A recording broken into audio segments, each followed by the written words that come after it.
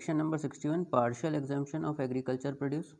State government may by general या फिर special order, state government general या फिर स्पेशल ऑर्डर से ऑफिशियल गैजेट में पब्लिश करेगी और डिक्लेयर करेगी that such portion of agriculture produce, कुछ पोर्शन जो एग्रीकल्चर प्रोड्यूस का है, एज में अपीयर टू स्टेट गवर्नमेंट को ऐसा लगता है to be necessary for the purpose of providing until the next harvest, मतलब नेसेसरी है उस purpose for providing until the next harvest for the due cultivation of land, अगले harvest season तक उसका अच्छे से कल्टीवेशन हो जाए उस लैंड का, इसीलिए वो एग्जेम्प्ट कर सकती है उस एग्रीकल्चर प्रोड्यूस को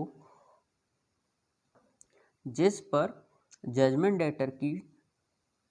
डेटर खुद या उसकी फैमिली, जजमेंट डेटर और उसकी फैमिली उस लैंड के ऊपर पूरे के पूरे डिपेंडेंट हैं, तब पार्शियली एग्जेम्प्ट कर सकती है स्टेट गवर्नमेंट, मतलब कुछ समय के लिए उसको एग्जेम्प्ट किया जा सकता है।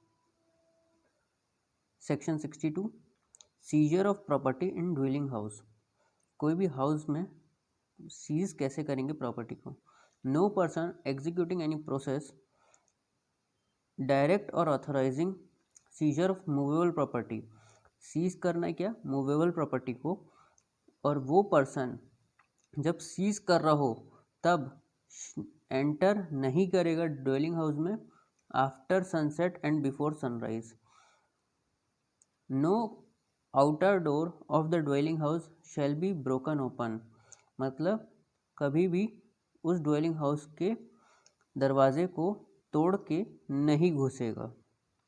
Unless such dwelling house is in the occupancy of judgment debtor and he refuses or in any way prevents access, अगर ड्वेलिंग हाउस में जजमेंट डेटर रिफ्यूज़ कर रहा है या फिर प्रिवेंट कर रहा है एक्सेस को, तब वो तोड़ के घुस सकता है। Clause 3, where a room in a dwelling house is actual occupancy of a women according to custom of the country does not appear to public, अगर कोई वुमेन है उस रूम में तो उस वुमेन को पहले विड्रॉ करने के लिए टाइम दिया जाएगा, उसको नोटिस देगा, वो जो पर्सन सीज करने गया हुआ है पहले उसको नोटिस देगा कि वो वहाँ से विड्रॉ कर ले अपने आप को, उसके बाद फिर वो एंटर करेगा। Section 63, property attached in execution of decree of several court, where property not in the custody of any court is under attachment in execution of decree of more courts than one, the court which shall receive or realize such property shall determine any claim and any objection to the attachment thereof shall be the court of highest grade, or where there is no difference in grade between such court the court under which the decree was first attached। इसका हम example लेकर बताते हैं। Suppose करते हैं कि एक है डिस्ट्रिक्ट 1, ये है डिस्ट्रिक्ट 2, यहाँ पे A वर्सेस B का सूट चल रहा है जिसमें A डिस्ट्रिक्ट 1 में A वर्सेस B का सूट है जिसमें A डिक्री होल्डर है और B जजमेंट डेटर है। ये सूट चल रहा है CJ क्लास 1 सिविल जज क्लास 1 के यहाँ पे। डिस्ट्रिक्ट 2 है जिसमें A वर्सेस B चल रहा है और इसमें भी A डिक्री होल्डर है और B जजमेंट डेटर है। ये सूट चल रहा है डिस्ट्रिक्ट जज के कोर्ट में। जो प्रॉपर्टी है वो दोनों डिस्ट्रिक्ट में लाई करती है, तो इसकी भी डिक्री हो चुकी है और इसकी भी डिक्री हो चुकी है। अब जब भी अटैचमेंट को लेके कोई क्वेश्चन या फिर कोई क्लेम या ऑब्जेक्शन उठता है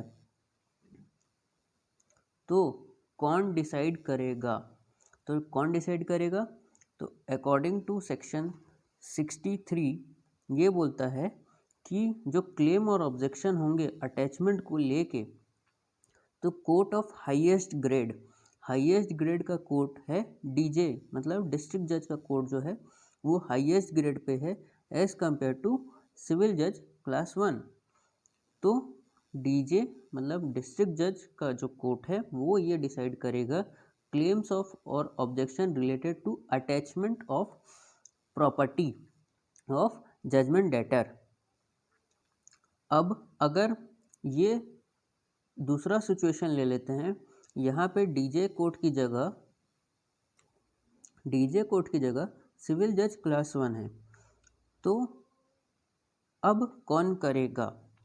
तो यहाँ पे सेक्शन नंबर 62 ये बोलता है कि जो भी कोई क्लेम या फिर ऑब्जेक्शन होगा और जब दोनों कोर्ट के जो ग्रेड हैं वो सेम होंगे, तब ये क्लेम और ऑब्जेक्शन को कौन देखेगा? तो बता दिया है जिससे कि डिक्री से ये प्रॉपर्टी पहले अटैच की गई हो।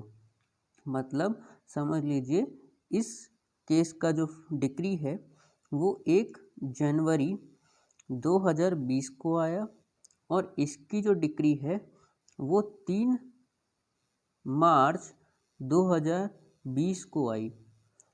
तो कौन इसको क्लेम को ट्राई करेगा? तो बता दिया है ये वाला कोर्ट क्लेम और ऑब्जेक्शन रिलेटेड टू अटैचमेंट को ट्राई करेगा। Section 62 where there is no difference in grade between such court, the court under whose decree the property was first attached, ये बोला है एक। और सेकेंडली ये बोला गया हुआ है कि एनी क्लेम और any objection to attachment the court of highest grade, एक ये और एक ये दो चीज़ इंपॉर्टेंट हो जाती है सेक्शन 63 में। Section 64 private alienation of property after attachment is void where the attachment has been made, any private transfer or delivery of the property attached or of any interest therein and any payment to the judgment debtor of any debt, dividend or other means contrary to such attachment shall be void। यहाँ important है, ये void है।